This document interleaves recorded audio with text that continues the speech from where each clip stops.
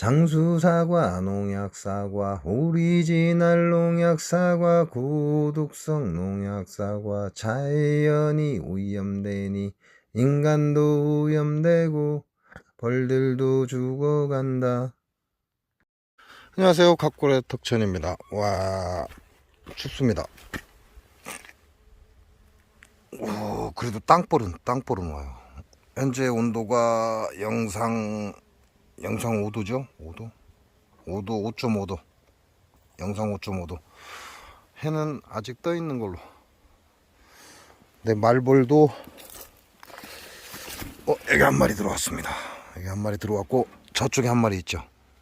저 앞에 말벌 2마리, 흑말벌이 2마리 들어왔고,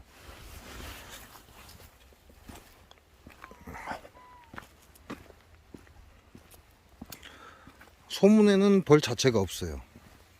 아예 얘네들 추위 많이 탔나 봅니다.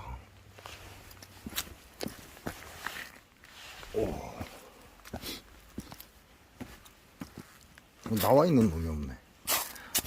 요 놈은 좀 나와 있네요. 오이씨. 소문을 안 움직인다, 소문이. 얘네들 긴장했습니다. 소문을 건드렸더니 긴장했어요.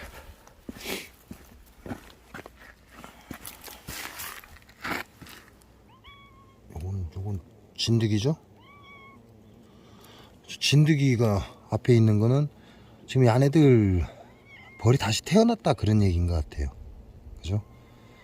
봉충이 태어나면서 진드기가 딸려 나온, 요 놈도 진드기고, 요것도 기고, 요것도 기고, 진드기가 딸려 나왔다 이렇게 봐야 되겠죠? 그러니까 내일은 또 천연약재를 살포를 할 겁니다. 요놈다. 지금 뭔가를 하나 물고 나오고 있어요.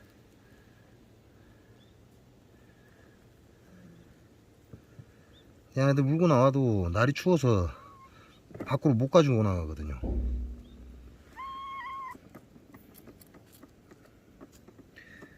그래서 이렇게 날이 쌀쌀해지면 소문 입구에 벌들, 미성숙된 벌들이나 문제가 있는 벌들이 소문에 있는 겁니다. 아축으로 이렇게 들고 나가다가 나중에 찬바람 불면 죽습니다.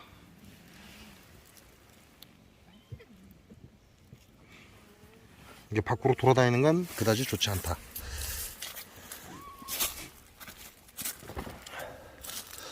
자, 우리가 벌들의 활동성을 볼 때는요, 외부 온도가 영상 10도가 넘어서야 돼요.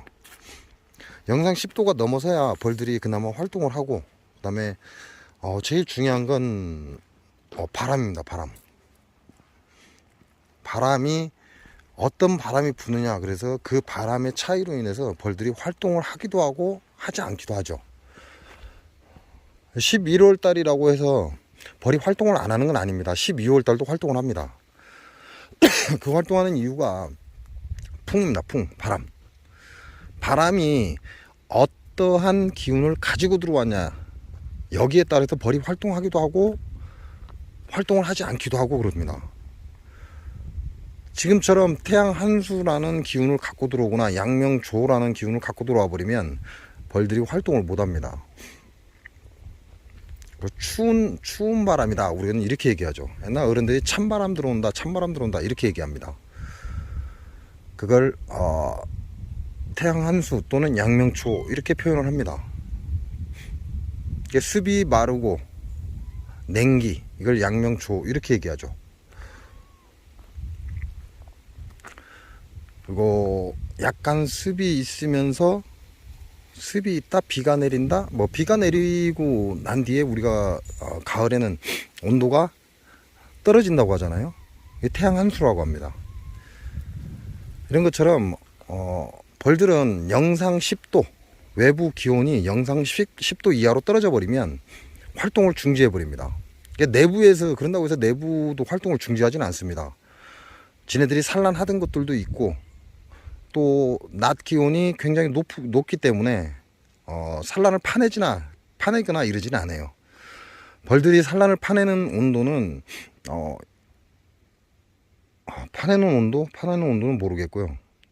벌들이 알을 파내는 시기는 외부 기온이 굉장히 추울 때입니다. 그게 3일 이상 가면, 즉 계속해서 낮에도 밤에도 추위가 계속해서 형성이 돼서 계속 춥다, 낮에도 춥고 밤에도 춥다 그러면 그 날짜가 3일 이상 지나가면 벌들은 알을 파내기 시작합니다.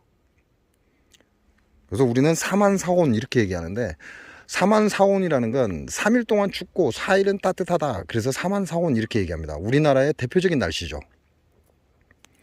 그 얘기는 3일 동안 야네들이 버팅기고 그 다음 4일째 만약에 춥다면 그때부터 알을 파낸다, 이렇게 보시면 돼요. 또 더 추워지면 그 다음에 이제 애벌레 파내겠죠. 그러나 봉충은 거의 대부분 끝까지 가지고 간다, 이렇게 보시면 됩니다. 봉충을 파낼 정도라면 뭐 벌들이 죽는다라고 해야 될 정도가 되겠죠. 그래서 지금은 이번 주 또 추워지기 시작을 했습니다. 오늘부터 추워졌죠. 오늘부터 추워졌으니까 벌들이 또 오그라들었을 겁니다. 벌들이 오그라들었으니까 요런 경우에 옥살산 훈증을 해주면 기가 막히죠. 옥살산 훈증은 벌통 뚜껑을 열 필요도 없고 뭔가를 안 해도 돼요. 그냥 앞에다가 옥살산 훈증기 딱딱 꽂아서 훈증만 하면 끝납니다. 저도 그렇게 하고 싶은데 제가 현재 친환경 약재를 테스트 중입니다. 테스트 중이다 보니까 이제 옥살산 훈증은 진드기가 없으면 안 하겠죠. 근데 지금 진드기가 있잖아요. 진드기가 있고 제가 진드기 확인을 했고 가시형에도 확인을 했고, 그렇기 때문에 옥살산 훈증을 계획을 잡았었죠. 날이 추워지면 하겠다라고 계획을 잡았는데 친환경 약재가 나오면서 친환경 약재 테스트를 합니다. 그러다 보니까 옥살산 훈증은 월동 포장할 때 그때만 하려고 계획을 잡았고요. 옥살산 훈증은 영상 15도 이하로 떨어지면 효과적입니다. 그러니까 옥살산 훈증기 가지고 계신 분들은 다른 농약제 하지 마세요. 농약제 하지 마시고 옥살산 훈증만으로도 충분히 진드기와 가시형에 떨어지니까요. 옥살산 훈증으로 마무리 하시기 바랍니다. 그리고 월동 포장 때 한 번 더 해주시면 된다. 옥살산 훈증의 장점이 뭐죠? 벌통을 그대로 놔두고 소문 입구에 그냥 딱 끼워 놓으면 끝납니다.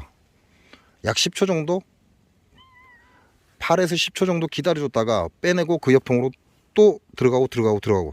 그러니까 아무런 노동력이 없죠. 그냥 훈증기만 들고 다니면서 꽂아주면 끝난다, 이렇게 보시면 돼요. 요즘은 뭐 속살만 훈증이네 뭐니 해갖고 별 이상한 짓거리를 많이 하는데, 그렇게 되면 예를 들어서 속살만을 훈증해버리면 그 농약 성분 어디로 갈까요? 그런 거 하지 마시라고. 우리가 기체, 그러죠? 기체, 고체 이렇게 얘기합니다. 어떠한 약이든 기체 형태로 바뀌어버리면 아주 미세하게 가서 박힌다는 건 이건 명심하셔야 돼요. 고체 형태는 그나마 괜찮지만 그래도 좀 낫지만 기체 형태로 완전히 바뀌어버리면 구석구석으로 그 농약 성분이 자리를 잡습니다. 그러니까 될 수 있으면 속살만은 그냥 분무예요. 그거 갖고 훈증한다 뭐한다 하지 마세요. 그렇게 하면 할수록 여러분 벌은 농약 벌이 되는 겁니다. 그리고 여러분이 생산하는 꿀은 농약 꿀이 될 가능성이 커진다는 얘기죠.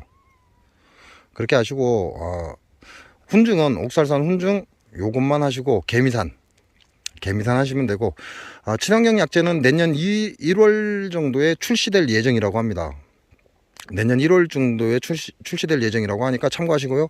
그리고 정확하게 답변이 오면 이제 가격이나 이런 게 문제가 되기 때문에 답변이 오면 제가 여러분께 방송으로 알려드리겠습니다.